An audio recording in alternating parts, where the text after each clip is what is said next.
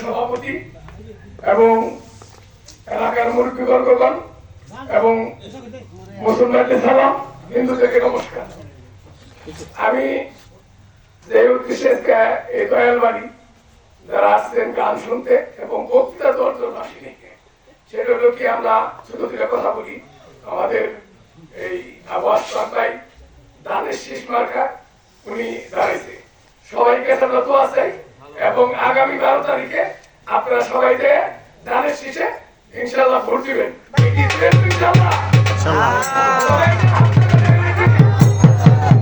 ইনশাআল্লাহ আপনাদের কাছে দোয়া চাই এবং দয়া চাই, ইনশাআল্লাহ ধানের শীষে ভোট দিবেন। এই দেশ আমরা হিন্দু মুসলমান ভাই, আমার বয়স 60-এর উপরে হয়েছে, আমি আমার মনে হয় আমি 20 বছর কাটাইছি। আমি রশিদ নম্বর এই গ্রামে আমি 20 বছর কাটাইছি। আমি এর আগে এই বাড়ি ভাত খেয়েছি, এই বাড়িটা এখানে ছিল না, বাড়িটা নদীর পাশ ছিল, এই বাড়িতে ভাতও খেয়েছি। সেই ইতিহাস আমার আছে।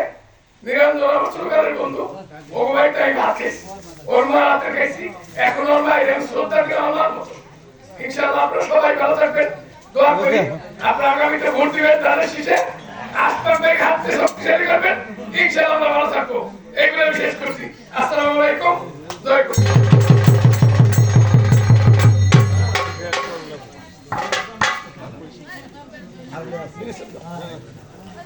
একটা গান গাইতো এরা, গান দেখুন আমরা গানটা শেষ করে গান শেষ করব, গান শেষ করব, গানের জয়নি বাইরে গেলে মানুষের তার বক্তব্য শুনুন। এই তো ভালো আল্লাহ উপস্থিত এখানের এই মহত্ব এটা চুষা করে দিন ভাই, এই চুষা করে দে, এই যে করে দিন না, এই তো লাম মামা সভাপতি আগে দিলা দিলা দাও সামনে দেন, বিশেষ অতিথিবৃন্দ দাদা একটু সামনে আসেন, উপস্থিত আমার নেতৃত্বগুলো মুরব্বিয়ান ও যুবক ভাইয়েরা, সকলকে জানাই বিএনপির পক্ষ থেকে সালাম, আসসালামু আলাইকুম।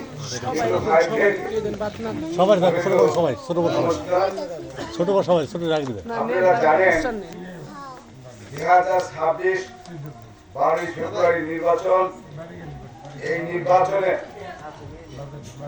গুহার নবাবগঞ্জের কান্ডারি ঢাকা জেলার সম্মানিত সভাপতি জননন্দিত নেতা খন্দকার আবাস ভাই ধানের শীষ নিয়ে লড়তেছে এবং ভোট চাইতেছে।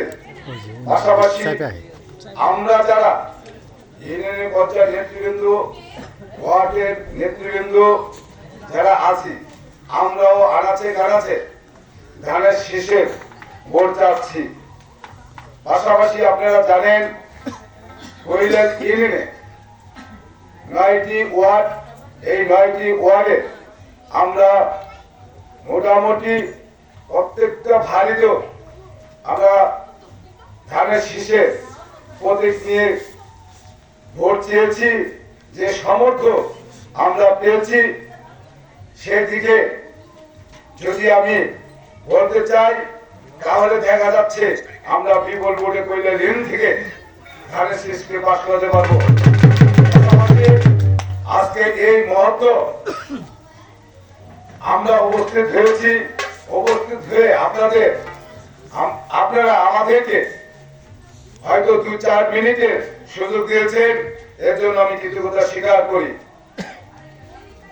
হিন্দু যে ভাইয়ের প্রতি পায়ের নিচে আমি হাত রেখে বলি, আপনারা 2026 ফেব্রুয়ারি 12 তারিখ আপনারা একটা মানুষ যেন ভাত না করে সবাই সকাল সকালে কেন্দ্রে যে ভোট দিবেন।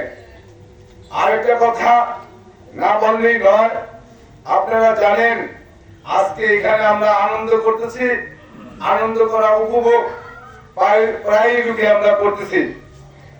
এমন সময় যে এই জামাত ইসলাম যদি ক্ষমতায় আসে এখানে আমরা দাঁড়িয়ে যে কথা বলার সুযোগ পেয়েছি সেই সুযোগটা ওরা দিবে না।